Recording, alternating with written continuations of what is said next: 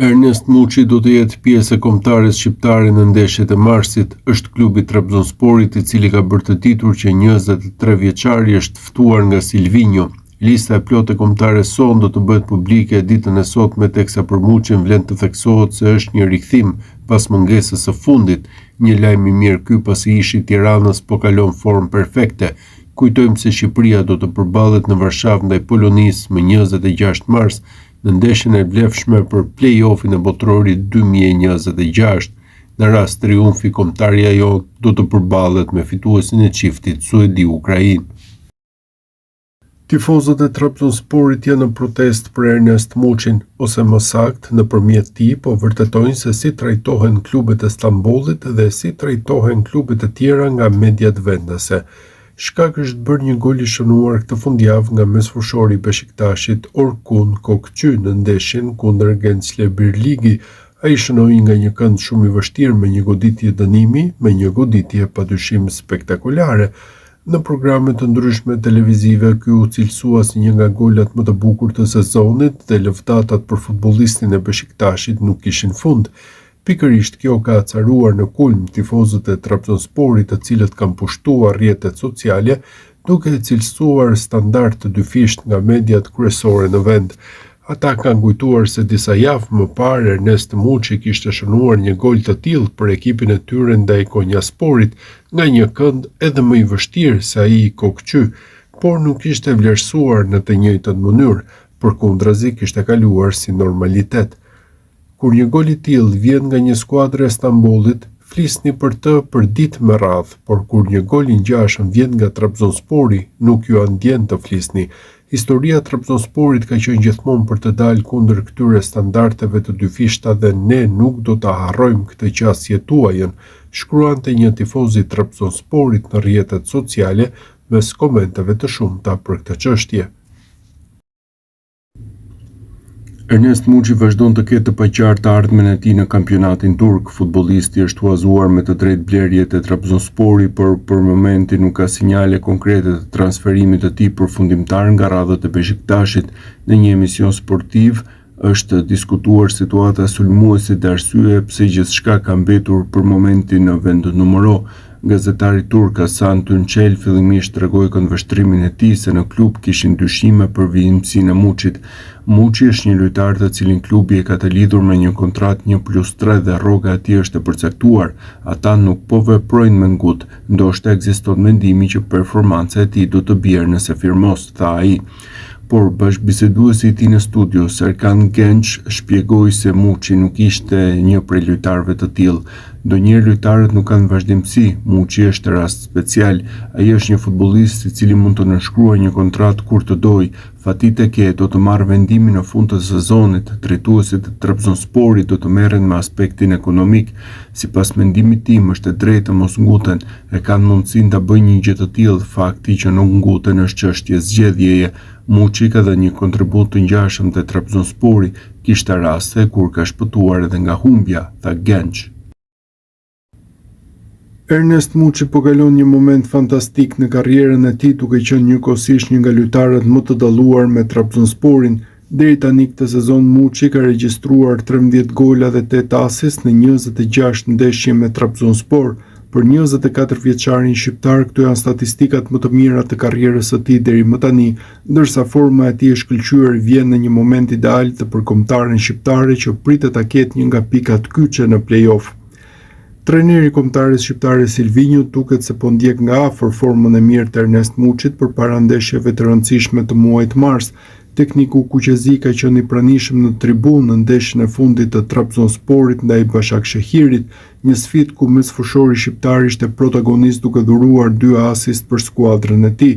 Pas përfundimit të takimit, Silvinjo dhe Muçi janë parë të bisedojnë për disa minuta, një tregues se trajneri i kombëtares po monitoron nga afër lojtarët që pritet të jenë pjesë e grumbullimit të radhës. Vizita në Turqi është pjesë e një turi që tekniku Kuqezi ka nisur me futbollistët e kombëtares shqiptare në prag të ndeshjes ndaj Polonisë, me qëllim për të parë nga afër formën dhe gjendjen e tyre fizike në klubet ku aktivizohen. Pak kohë më parë, tekniku u takua dhe me Gjimshitin, Hysain apo dhe në Portugali ku pati mundësi që të shihte nga afër disa nga rivalët tanë.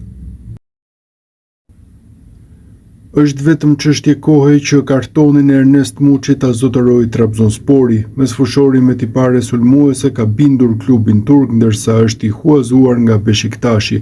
Dëshira e Muçit është që të qëndrojë në Trabzon. Ky është dhe sezoni i rekordeve për të, pasi deri tani numëron 13 gola dhe 8 asist. Jam shumë i lumtur që erdha këtu. Të luash futboll këtu është kënaqësi. Ndihem shumë më mirë, është deklarata e Muçit që u bë virale dje në Turqi. Beşiktashi ndërkohë kishte nxjerrë jashtë planeve pas edicionit të kaluar, akoma për të zyrtarizuar mbetet shifra e blerjes së kartonit pas huazimit që kushtoi 1 milion euro. Deri tani bëhet fjalë për 8.5 milion euro të tjera. Vlera e Ernest Muçit është përditësuar në tregun e Transfermarkt. Mesfushori me tipare sulmuese tashmë vlerësohet 11 milion euro nga 9 milion euro që ishte më parshmja. Muçi lë kështu pas Mirlin Dakun dhe Armando Brojen që janë në shifrën e 10 milion eurove. Mbi Muçi ndodhet Kristian Aslani me 13 milion euro. Listën e kryeson Anis Mehmeti me 14 milion euro, edhe pse kujtojmë se ftesa për të mungon që nga viti 2023. Sa i përket lojtarëve të Trabzonsporit, Muçi është po ashtu i treti në listë. Mbi të qëndron mesfushori 19 vjeçar Kristinao Oulai me 17 milion euro dhe Andre Onana me vetëm 12 milion euro. Kjo tregon se edhe në treg Muçi po bën diferencën. Këtë muaj pritet rikthimi i tij te kombëtarja. Kartoni Ernest Muçit pritet të blihet nga Trabzonspori. Mesfushori me tipare sulmuese ka bindur klubin turk ndërsa trajneri Fatih Tekke beson ferberisht. Këtë e ka treguar dhe me fjalët e tij të fundit ndërsa pyetet për lojtarin e kombëtares shqiptare. Ne kemi pasur një bisedë në momentin e marrjes së vendimit lidhur me Ernest Muçin. Deri tani në stërvitje është shumë profesionist dhe përpiqet të dëgjojë sa më shumë që mundet.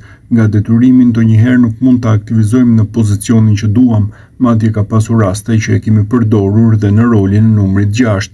Muçi ka edhe më shumë për të dhënë. Të gjitha të dhënat e tij janë në nivel elitar, po flas për liga elitare si Premier Liga. Duhet të ndikojë më shumë në rezultatin e ndeshjes, do të bëhet pak më i fortë, ka karakterin për të luajtur në çdo ekip, u shpreh trajneri i Trabzonsporit. Muçi numëron 13 gole dhe 8 asist me Trabzonsporin në 26 paraqitje. Për 24 vjeçarin është një sezon rekord sa i përket statistikave, i huazuar nga Beşiktashi, po kalon një nga momentet më të mira në karrierë.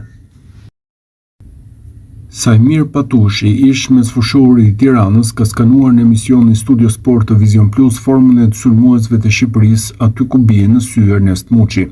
Kush mendon se Silvinho do hiqë dorë nga lojtar që i ka besuar gjatë kualifikueseve dhe do marrë të rinj si Muçi apo Mehmeti e ka gabim.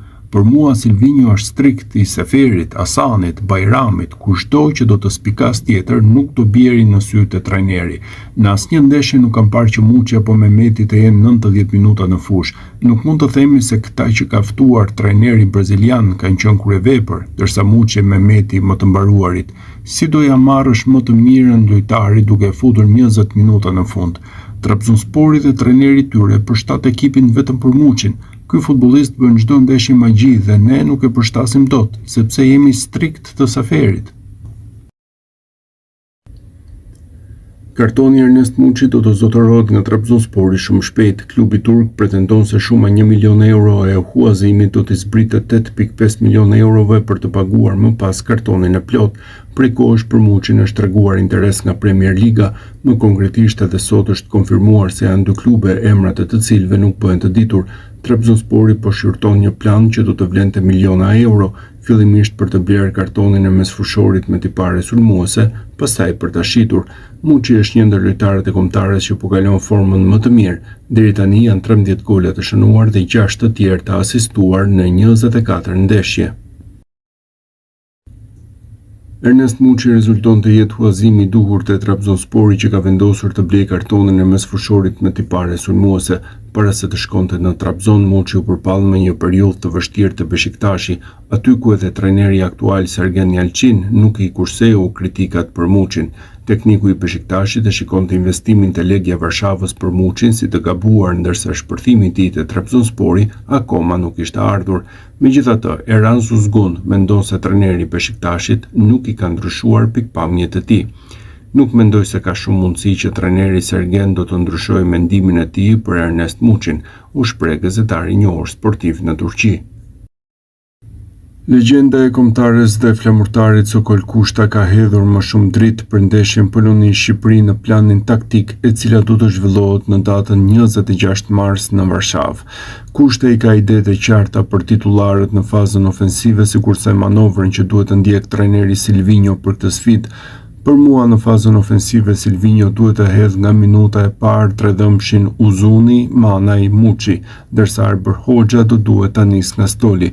Pra Rej Manaj do të mbajë detyrën e sulmuesit qendror, ndërsa Myrto Uzuni dhe Ernest Muçi do të mbulojnë krahët. Një tjetër temë shumë e rëndësishme për sa i takon ndeshjes Poloni-Shqipëri në kampin ton përkon me besimin e Silvinhos te grupi. Nëse trajneri ynë do të krijojë autobusin në mbrojtje, do gaboj. Ama, nëse ne luajmë me dinjitet, do ja dalim mirë. Elvis Plori në detyrën e trajnerit të Beslidhjes në kategorinë e dytë, së fundmi ishte në një lidhje live me emisionin Megasport në CNN. Plori ka dhënë një rëndësi të veçantë formës së Ernest Muçit në intervistën e tij. Nuk do diskutohet, sulmuesi Ernest Muçi do aktivizohet e Shqipëria që në ndeshjen me Polonin. Mos keni dyshime fare, Silvinho është inteligjent, nuk do e mbaj presionin për vete, por do ja jap të tjerëve. Muçi do jetë lojtari kryesor të kombëtarja kundër Polonisë në Varshavë. Do ndërtohet formacioni rreth Muçit. Arsyetoi se ai do të luajë pas pykës. S'mendoj se Silvinho do mendoj vetëm në mbrojtje kundër polakëve.